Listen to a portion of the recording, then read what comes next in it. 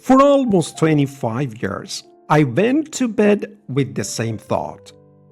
This could be my last night alive.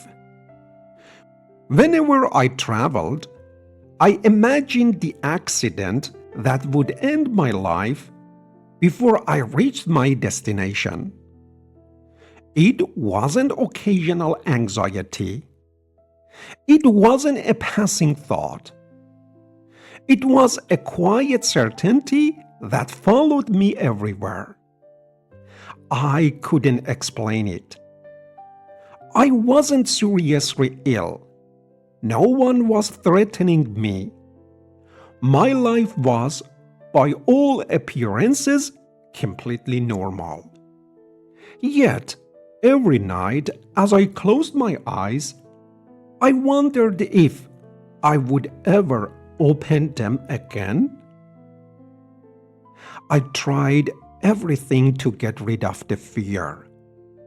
I told myself it didn't make sense.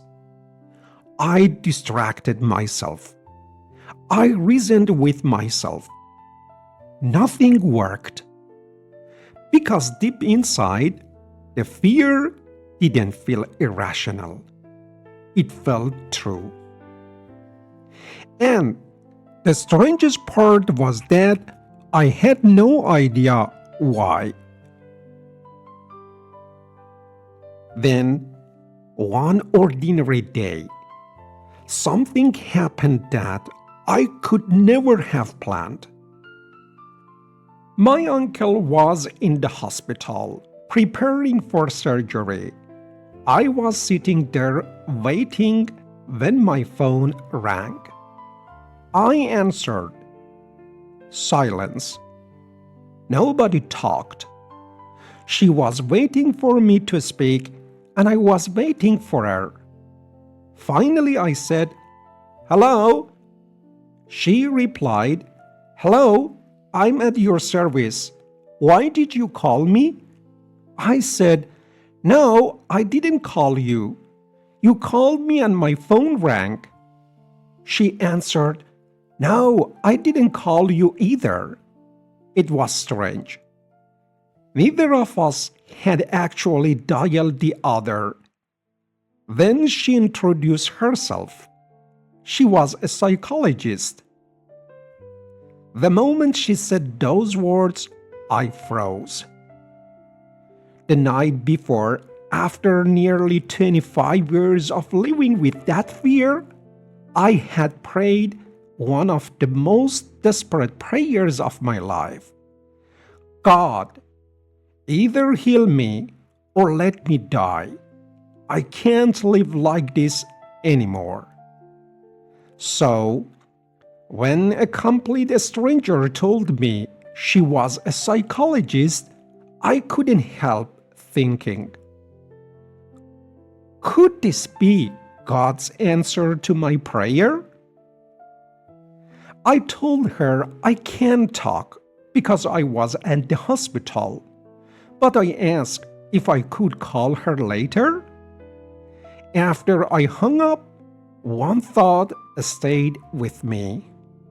Maybe this is a gift from God. A few days later, I called her.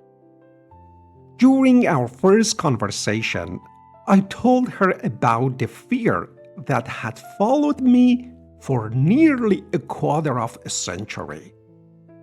She listened without interrupting. She asked thoughtful questions. Then she suggested something I had never experienced before, a therapeutic hypnosis session to explore whether an early experience might be connected to my fear. During the session, an early memory came back to me, one I had never consciously connected to the way I had been living. I was 2, maybe 3 years old. My country was at war. My city was being heavily bombed after midnight. I remember hearing my father say, "If we survive tonight, we'll go to the garden and stay there." Our garden was out of the city, and it was the middle of winter. The ground was covered with snow. Going to the garden after midnight in the winter was dangerous because wolves lived nearby. And staying in the city was dangerous too because of the bombs. My family chose the garden, and we headed to the garden at that time of the night. When we arrived, our relatives were all already there. Everyone was waiting together. No one knew whether morning would come. We all believed that night might be our last. But we survived. The war ended. Life moved on. But as I reflected on that experience, I realized something I had never understood before. The war had ended for the adults. Perhaps somewhere inside me, it had never ended for that little boy. He had learned one lesson before he was old enough to understand the world. Tonight might be the last night. For decades, I had forgotten that night, but maybe the feeling had never forgotten me. The psychologist didn't erase my past. She helped me see that the fear I was carrying belonged to another time. It belonged to circumstances that no longer existed. Little by little, the story my mind had repeated for 25 years began to lose its hold on me. And for the first time in as long as I could remember, I felt something unfamiliar. Peace.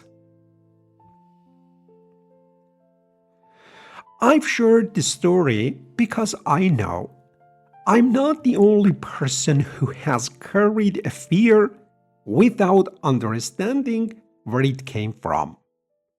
Sometimes we spend years arguing with our emotions. We tell ourselves they don't make sense. We criticize ourselves for feeling anxious. But emotions don't always speak the language of logic. Sometimes they speak the language of experience, especially the experiences we had before we were old enough to understand them. That doesn't mean every fear comes from childhood, and every person's story is different. But my experience taught me something I'll never forget. People often say that time heals everything. I don't believe that's always true. 25 years passed, time passed, the fear didn't. What finally changed my life wasn't the passing of time, it was understanding. The moment I understood where that fear had come from, it no longer needed to control my life. Maybe healing is not about erasing the past. Maybe it's about helping the frightened child within us realize that the war is over. If this story resonated with you and you'd like to explore more true stories, the psychology behind them, and the life lessons they reveal, Follow me for more.